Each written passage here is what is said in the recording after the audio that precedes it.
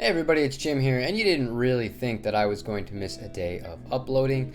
We are back in the house, everyone's still out of it except for me. This room is pretty aired out, but the rest of the house isn't. However, that's not why you're here. I'm actually here to talk about the topic of the Neural DSP Quad Cortex. It seems like a few people are not using it so much, and I got a comment the other day that prompted me to want to make this video, so I'm going to read that comment to you now. Matt wrote, "What do you think of the quad? I personally think it was overhyped. Of the channels that we have seen that were sent one, you don't hear about it anymore with the exception of Rabia. Fluff did like 2 videos and that was it. Haven't seen it since."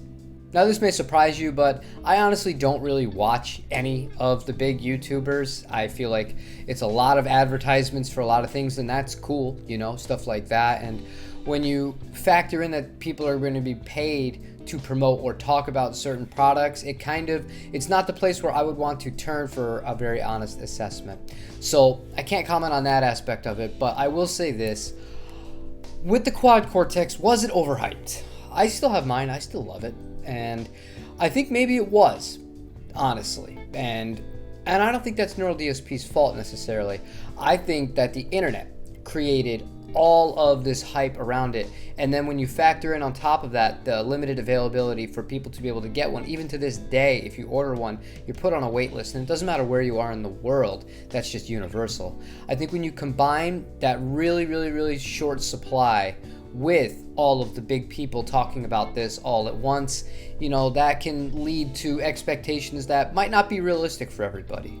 However, I just want to focus on what I love about the Quad Cortex, because I still love it, and obviously I think it still has a lot of room to grow, and I'm excited to go with Neural DSP along with this journey. Obviously, you know, they don't sponsor me, but as far as, you know, me staying with the brand, because they treated me right, and, you know, I have no problems with the product. So what I love about it is it did what I needed it to do. And I know right now the new FM9 came out, and even in my own comments in some of the sections, people are trashing the Quad Cortex because the FM9 is infinitely better. But for me, the FM9 cannot do what I need it to do.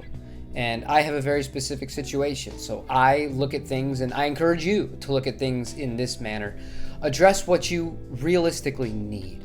And whether that's buying something like an HX Stomp, or even just an overdrive and a delay pedal to put in front of your amp, if you know that's all you need, just buy 2 really good pedals of those kind of nature. But when it comes to this unit, the reason why I don't really feel the need to rush out and sell it or to add the FM9 is because the Quad Cortex still is the king for what I want. And now what I want is to be able to have my wife plug in on the main microphone input, provide her a little bit of effects when we perform live. I can do all my processing through it. If something happens with the amp, we can go straight into the PA. If nothing happens, I run my rig as normal. However, that being said, the real kicker and why that's so good for me is the fact that I can have the USB out of the Quad Cortex run the wet signal as well as the dry signal straight into Pro Tools and capture every single thing I need, and, you know, visit it back later for any sort of media that I would want to produce or release. That is a godsend. And even if you take it out of that aspect and you just want to analyze your performance in a very precise way, it's very honest. Obviously, you'd have the DI tracks, so you can see what worked in a song, what didn't work, what do we need to work on to sound better, so that next performance, you know, we can knock it out of the ballpark, so to speak. So for me, in that aspect, the FM9, it simply just can't do that, and it has to do with the vocal ability of it. The effects that are in it, I'm happy with the majority of them, quite frankly. There's nothing so egregiously off or, you know, digitized and not authentic sounding that I don't feel confident when I'm playing using them, and I feel the need to use external pedals. The only external pedals I'm using with the Quad Cortex, I'm using the Volante, and the reason I'm using the Volante is because I needed something that would be able to provide me with a looper, and the fact that I love the Strymon delays, and to me, I prefer the Volante to the Timeline. That's just personal preference. I have the ability to have a spring reverb from the Strymon unit, which I love Strymon's take on their spring reverb, so I don't need to use the Quad Cortex for that. And I recently picked up the Zelza, which I also really love. It's a really cool pedal, and it does a few things that, you know, the Neural DSP as of right now cannot do. And the last thing is obviously the Drive Master. But when it comes to the Helix, the Neural DSP, or basically any kind of modeler, everybody I know that uses one of those has at least one drive pedal outside of it that they'll run into it. So it's just one of those things. I don't have a gigantic pedal board anymore. And my overall quality with the Neural DSP, I have no problems with it. I haven't had any sort of function problems or anything of that matter. The only complaint I would have is the Wi-Fi connectivity is less than ideal, and using a hotspot, and it's not something that is really the best thing in the whole world. We're looking forward to being able to get the desktop interface for it, which I think is going to be fantastic. But the fact that it has a touchscreen and an on the go, if I needed to assign something, which I have in a live performance pinch, I had literally 2 minutes to be able to fix a patch. I was able to do so with no problems. I didn't have anything too complicated in that sense. So the ease of use of the Quad Cortex, to me, it's still the king out of all of them.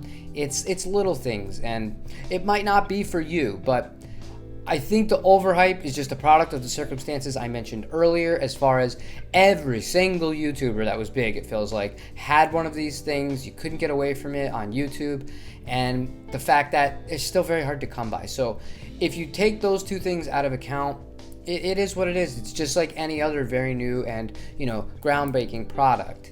And I'm not touching on the captures or anything like that. I think they're fantastic. I thought the capture function was so good, especially with that Morning Glory throwback that I had, that when I was A and Bing them together, it was enough for me to sell the Morning Glory and just rely on the captures that I took of it. But I just wanted to address that question and make, kind of my thoughts on where I'm at with the Neural DSP Quad Cortex. I still love it. So let me know in the comments down below if you still have it, or if you're waiting for one, or if you had one and you sold one, or you were on the fence, just kind of where you're at right now, because I know there's a lot of confusion, and apparently, like Matthew had said, not a lot of other YouTubers seem to even be talking about the product at this point. But just wanted to give you my 2 cents. If you like what you're seeing on this channel, please leave me a like, subscribe. We are vastly gaining numbers, and that means a lot to me, because 1,000 is something, that personal goal, I would love to hit it sooner than later. Other than that, leave a comment, like I said, and I will see you tomorrow.